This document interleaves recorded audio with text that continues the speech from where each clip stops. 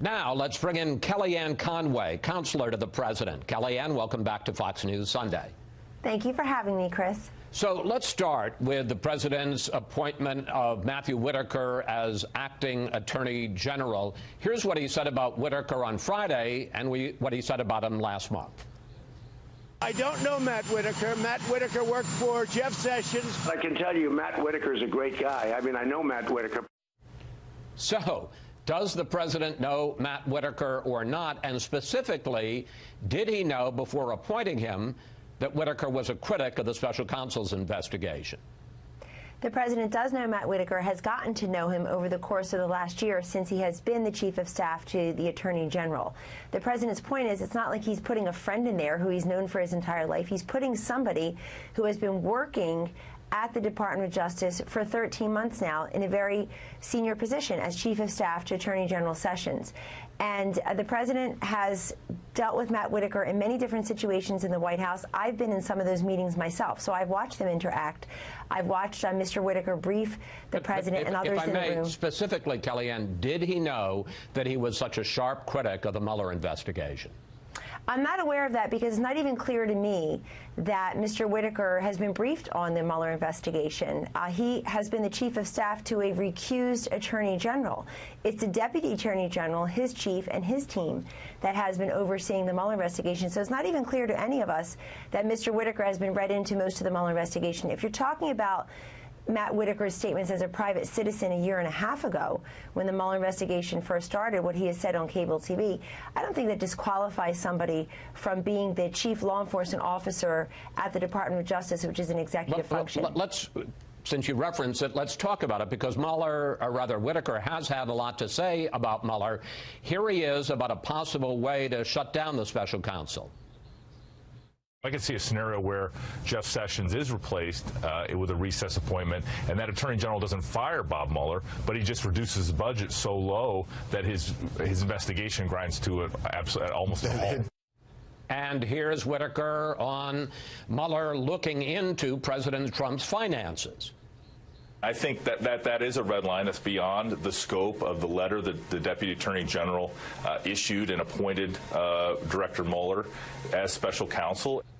And here is Whitaker on the centerpiece of the entire investigation. The truth is there was no collusion with the Russians in the Trump campaign. Given what seems to be, you say he hasn't been briefed since he came in, but at least his predisposition on the investigation, how can he fairly oversee it now? And specifically, if Whitaker were to decide to block a Mueller subpoena of the president, or were to decide that he would not send a full special counsel report to Congress, would the president back him on that? We are so far past the period in which those comments were made by Matt Whitaker as a private citizen, Chris, and here's why. Since then, and through the course of this Mueller investigation, which has gone on for over a year and a half, about a year and a half, and has cost taxpayers millions of dollars, over 1.1 or 1.4 million pieces of paper have been produced in compliance with the Mueller investigation request. 33 Trump-associated witnesses and counting, and even people he doesn't know, he said I've never met, have been called before Mr. Mueller, as I understand it. So we've been nothing but compliant. It is the president himself who said it would be a red line to go into his finances, because the president listened to everybody at the beginning, which is this is about Russia collusion. This is about I know, Kellyanne, but it's different from what the president. But forgive me, it's different from what the president says than what Whitaker says when he is now overseeing the investigation. So the question is, given his predisposition against it, can he fairly oversee it? And if he decides to some way limit or block the Mueller investigation now, because he can as the acting attorney general, will the president back him? The president is not looking. The president said he has not discussed the Mueller investigation with Whitaker. He's made that very clear the other day. I believe somebody asked him that question. I've never been witness to them discussing it, and I'll go a little bit farther. It would be a mistake to try to shut down the Mueller investigation in the way that you describe it, because we've been so compliant. And everything that was promised, Russia collusion, there were people out there, sit tight, there were Democrats out there, sit tight everyone, because he's not going to be in office very long. We'll find the electors, we'll recount in Michigan and Wisconsin, then we'll impeach him, or he won't like it in D.C. Guys, get used to it. And if there's proof of collusion, we're waiting to look at the final report. And I would just note to you that the gentleman who's been overseeing the Mueller investigation, the Deputy Attorney General Rod Rosenstein, has called Matt Whitaker a, quote, superb choice to be acting Attorney General. I think that's important because people who are working with him feel confident that he can be the chief law enforcement officer at the Department of Justice. Chris, also just quickly, the Department of Justice does many important things to this country that don't involve Bob Mueller or this investigation. I understand that. But I think people need to realize that. No, I understand that, but I do want to, this is the specific area where people are interested, and there's a controversy about Whitaker. There's also a controversy about whether his appointment as acting Attorney General is even legitimate. And as you well know, your husband, George Conway, joined with a former Obama official to write this in the New York Times. It's unconstitutional, it's illegal, and it means anything Whitaker does or tries to do in that position is invalid.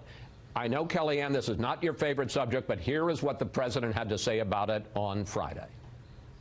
You mean Mr. Kellyanne Conway? He wrote that you were unconstitutionally appointing him. Is he wrong?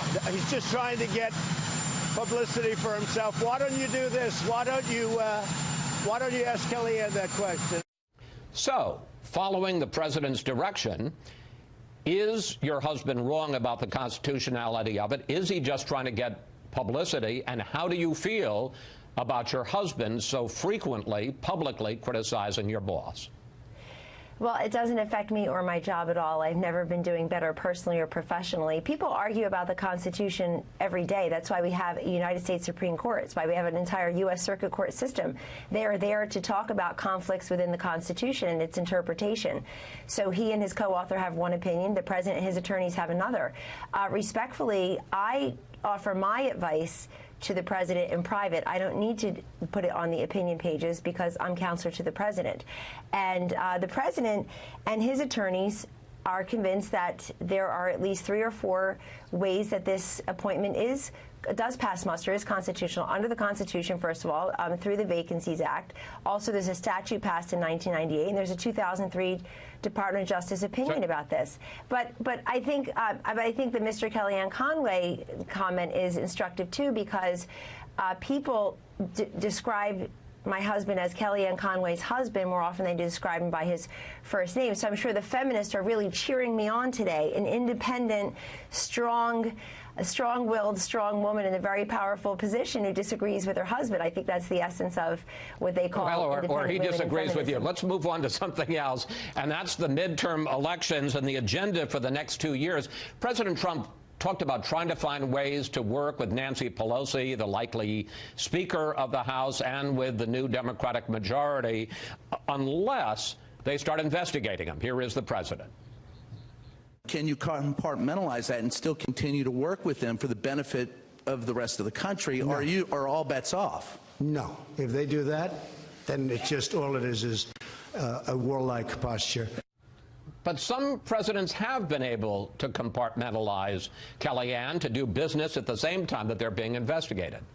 Well, Chris, you should play the other clip of the president in that stem-winder press conference from Wednesday, where he said that there are a few areas he thinks that the Democrats are ready to work on. He mentioned trade, he mentioned immigration. I spoke with the president this morning. He called me from Paris, and he said infrastructure, immigration, obviously the economy. We don't want to go backwards on these economic gains. And President Trump on Wednesday answered 68 questions from 35 reporters. It's unheard of. President Obama answered 22 questions from 10 reporters in the press conference after his midterm self-described shellacking, where he lost 63 seats in the House. And this president, he just stands there and holds forth, taking question after question, and said that he will work on infrastructure, immigration. Lame duck will be focused on judicial nominations and immigration. But that's a question for the Democrats, too. Are they going to be investigating or legislating? Are they going to be trying to impeach him or talk about infrastructure? They say they're going to do both. You brought up the press conference. This brings me to my final subject, which is the now infamous confrontation with Jim Acosta at that news conference. As you know, I have been very critical of Acosta's behavior myself, but I want to ask you about two responses by the White House. First, to tweet a video that was clearly altered to make it look like it was more of a physical confrontation than it really was, although I do think it was inappropriate. And second, to pull Acosta's pass to get into the White House and to threaten to do that to other reporters. Well, Chris, first of all, what do you mean by edited or, as others are saying, quote, doctored video? He either put his hands on her and grabbed the mic back, or he did not, and he clearly did. No, he clearly did, but the video was altered, and there are experts who have looked at it to make it speed it up to make it look, pardon? Oh, well, that's not altered. That's sped up. They do it all the time in sports to see if there's actually a first down or a touchdown. So I have to disagree with the, I think, overwrought description of this video being doctored as if we put somebody else's arm in there. He should have apologized to that young aide, and as far as I know, he has not. I'm much more interested in the work of Alex Acosta than Jim Acosta. He's the Secretary of Labor doing a tremendous job for this country. But what the president said on Friday is instructive. You have to show respect to the White House, to the presidency, certainly to the president. And I think what Acosta did was very unfair to the rest of the press corps. There are many people who wanted to ask questions. But that occurred at the beginning of the press conference. Because we really are over time already.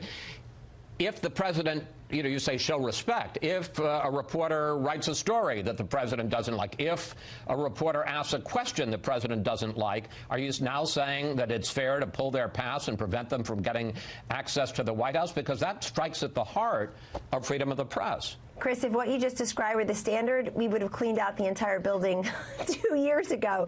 He gets a lot of unfair treatment by the press, but no, it's the disrespect at that moment in that incident. And I'm going to disagree with you. As a woman who's had people put her hands on me thinking they have a right to get into my personal space, I'm currently deciding whether or not to press charges on an incident that happened within the last month. In fact, I don't like him pulling that mic back and doing on her arm, it looked like a karate chop almost. She's a young aide, just doing her job, and if you play the full clip for your audience, you will see the president had already answered his questions, and he was moving on to the next questioner from NBC who was already standing ready to pose that question, and he wanted to move on to give other outlets an opportunity to ask their questions. I agree with that.